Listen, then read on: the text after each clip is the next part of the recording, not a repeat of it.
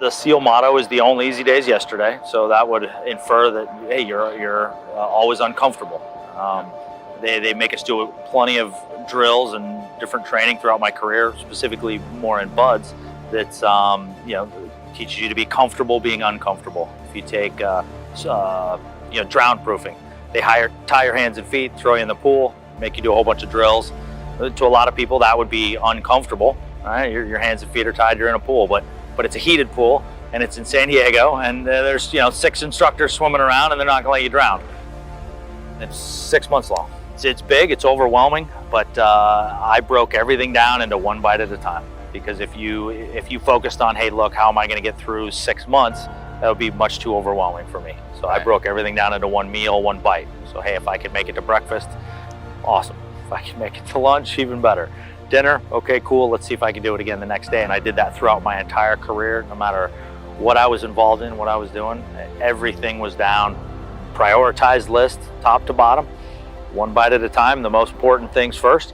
And then the things that didn't need to be dealt with, I just simply moved to the side and I wouldn't worry about. The more pressure, the smaller bites, because you've got so much going on. I look at everything that way. I've been in so many miserable, shitty situations that just plain suck. Okay, you're gonna do it. I'm not gonna do it. But if you can sit back, look at yourself, laugh about it. I've been in some crazy gunfight situations, you name it, where everybody's miserable, but you look to your left and right, you see your buddies, they're kind of laughing and joking, and you're like, okay, all right. I honestly, and you talk to different guys, some guys say, hey, they thought about quitting every day at Buds. I honestly never thought about quitting. Every single day, did I think, wow, this sucks? Absolutely. Yeah, it sucked every minute.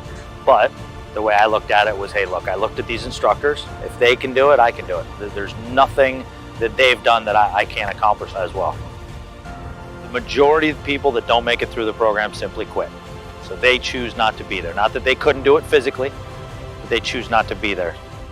If you break everything down, I've got some statistics here. This is a culmination of what each Buds class has done in a 6-month period of time.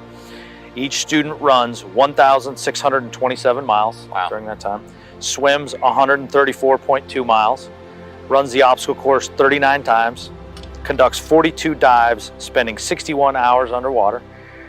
Each class expends 1,413,000 rounds of small arms ammunition. Each class detonates 13,382 pounds of high explosives. You hike or patrol 150 miles.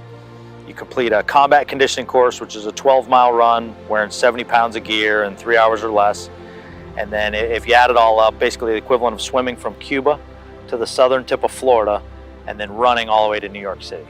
Had they shown me these statistics before I went to Buds, no way, I'd be a banker or something. I wouldn't have been a SEAL. It would have been completely overwhelming. I would have moved right back to Alaska and been, all right, this is not for me. But again, back to breaking everything down, and the majority of the people quit. They thought about 2 months ahead of time thinking, wow, what if I can make it through, rather than worrying about the bite, A lot of us used to laugh and joke. We look back on our Buds experience and it was kind of nice because you didn't have to think of anything. It was simply do exactly what they tell you and do it at 200%. As you mature in the teams, you become a leader, then you got more responsibility.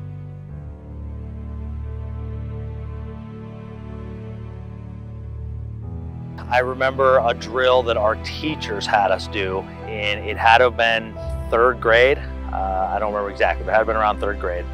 It was wintertime. The majority of the people who died in the area would die of hypothermia, fall through the ice, whatever it was. So the school, they had 2 different drills. One of them, they went out, cut a hole in the ice, and literally, I don't even know if we signed release waivers, but they take you out there, they dunk you in the cold water. I mean, it's the middle of winter, hole in the ice. It was like 15 or 20 seconds that they held you in there, pulled you out, and then you were expected to rewarm yourself. You had a tent set up there, and the concept was, hey, get used to taking off all your wet clothes. If you have to be naked or put dry clothes on, whatever it is the steps to rewarm yourself in a situation like that, because that happened a lot. The other thing they had you do is they gave everybody a 1-gallon tin can full of soapy water, 2 matches, and you had to go start a fire from scratch. No paper, no fuel, no starter fluid, no anything. Peel bark, start a fire. You had 2 matches. third grade. Wow. And the first kid to build a fire big enough to take his pot of water, put it on top, get it to bubble over, he was the winner. Wow. But that was third grade, how I grew up. I didn't think anything that I learned in the military would translate to civilian life. I assumed that I'd be a really good shot, go skydiving on the weekends, and so on and so forth. But everything I did learn in the teams does translate. I apply the exact same rules I did when I was in, getting through PUDs, assaulting a target, going through any training I did. I apply those same ones now. Little takeaways that I look back on and I think, wow, okay, I apply every single one of these things to my life today, and I got out of the SEALs 2 years ago. The first thing I have is teamwork. There's absolutely zero that I accomplished during my career that I could not have done without a team, period. You gotta put the needs of the team above your own. BUDS does that repeatedly. They throw you in a boat, make you paddle out through the surf zone. You're already tired, miserable, hungry.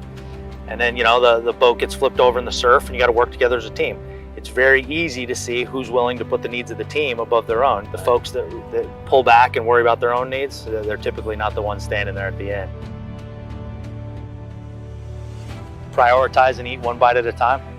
I apply that to the stress that I'm under these days. I break it all down, I prioritize it. If I can't affect it, I don't even worry about it. And that's something learned. You don't get good at that from the beginning.